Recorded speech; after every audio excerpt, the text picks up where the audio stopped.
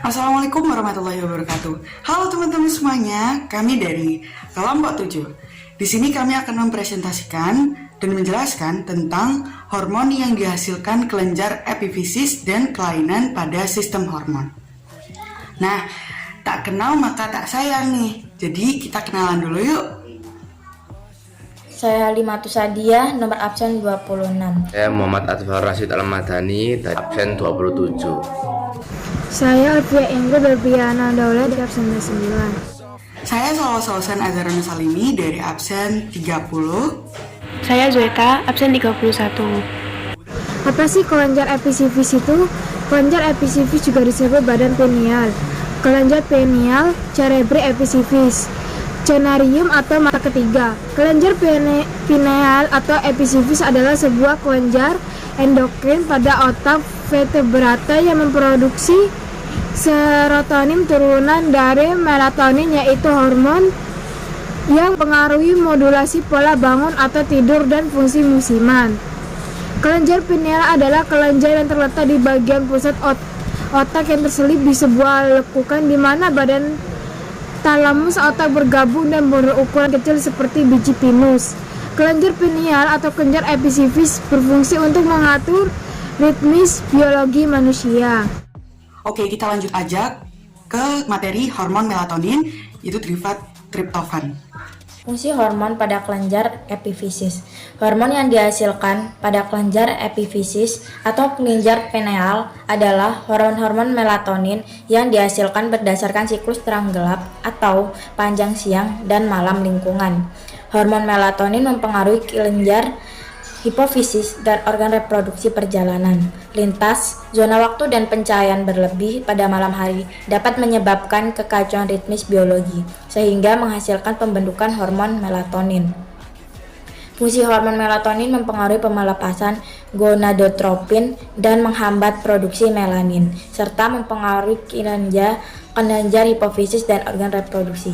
Nah, kalau tadi udah bahas hormon melatonin, fungsi dan lain-lain, kita sekarang bakalan menjelaskan tentang kelainan pada hormon, yaitu kelenjar penghasil hormon di dalam tubuh yang terganggu fungsinya. Salah satunya nomor 1 akromegali, pertumbuhan tidak seimbang akibat kelebihan GH saat dewasa. Yang kedua dwarfisme, kekerdilan akibat kekurangan GH. Yang ketiga gigantisme, keraksasaan akibat kelebihan GH.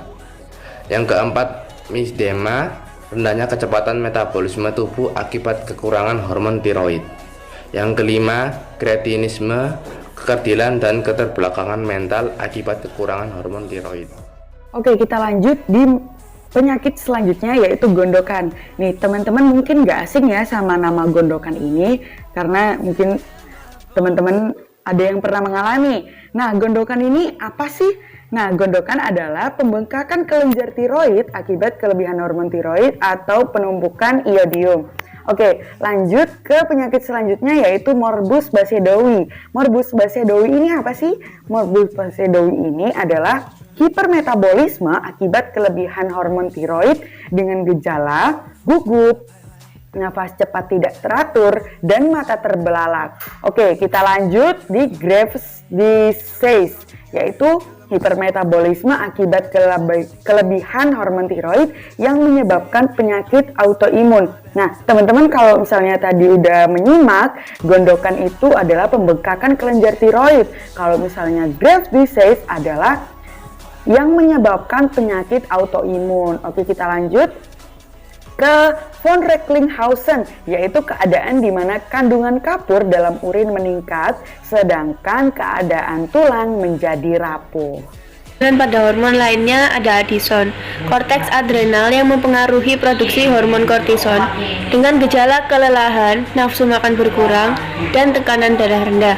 Ada juga sindrom Cushing, yaitu kelebihan hormon kortison dengan gejala kelelahan, otot lemah, moon face, merah-merah pada lengan, edema, dan menstruasi tidak teratur. Ada juga albino, yaitu kekurangan pigmen melanin. Ada tetani, di mana turunnya kadar kapur dalam darah akibat kekurangan paratormon, memiliki gejala kejang otot, gelisah, dan kesemutan. Ada diabetes insipidus, disebut juga penyakit beser atau sering buang air kecil karena kekurangan produksi ADH. Ada melanisme, yaitu kelebihan pigmen melanin. Oke, kita lanjut ke penyakit selanjutnya yaitu hipergastrinemia. Hipergastrinemia ini adalah peningkatan hormon gastrin dan asam klorida dalam lambung. Oke, selanjutnya ada gastrinoma, yaitu tumor lambung akibat kelebihan hormon gastrin. Dan yang terakhir yaitu diabetes mellitus adalah tingginya kadar glukosa dalam darah akibat sedikitnya hormon insulin yang dihasilkan pankreas serta tingginya kadar glukosa dalam darah menyebabkan urin mengandung glukosa. Nah, oke, segitu dulu mungkin materi dari kelompok 7 yaitu hormon yang dihasilkan kelenjar epifisis dan kelainan pada sistem hormon.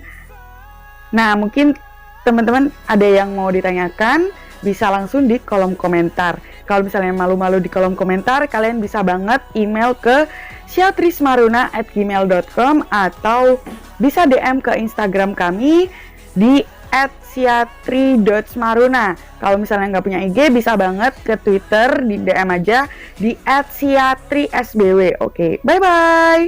Terima kasih semuanya sudah menonton. Semoga bermanfaat.